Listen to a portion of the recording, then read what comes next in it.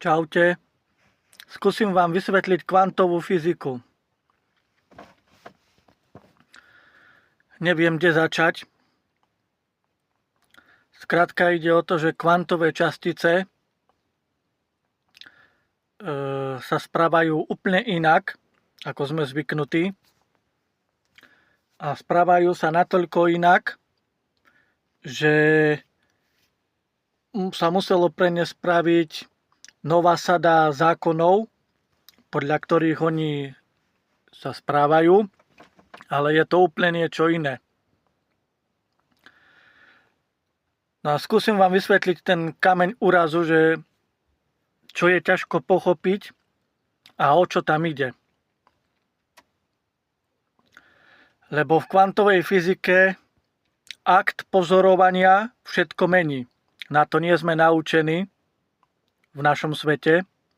Keď sa na niečo pozerám, tak to nejako neovplyvňujem, ale v kvantovom svete to neplatí. V kvantovom svete, ak sa pozriem na časticu, dajme tomu elektrón, tak zmením úplne ako keby podstatu hry. Lebo napríklad, dajme tomu ten elektrón, ak ho nepozorujem, zjednodušene povedané, ak ho nepozorujem, tak on nemá svoje súradnice X, Y, Z.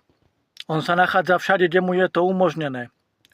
A akt pozorovania ho donúti si vybrať jedno miesto, kde sa bude nachádzať. No a skúsim vám teraz vysvetliť tú problematiku, lebo ide o to, že my dokiaľ ten elektrón nepozorujeme, tak nevieme, kde je. A keď sa pozrieme, nájdeme ho niekde. No a niekto velice chytrý by povedal, že on by sa tam nachádzal aj vtedy, keby sa tam nepozrieme.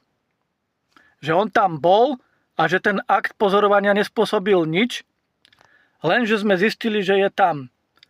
Ale ono to tak není. No a teraz vám skúsim dať príklady z nášho sveta a z toho kvantového. Tak dajme tomu, skúsime niečo, dajme tomu si skúsime dať také niečo z nášho sveta, že poviem príklad, ako obieha Zem okolo Slnka. To sú veľké objekty a tie sa riadia klasickou fyzikou. No a tam je to takto.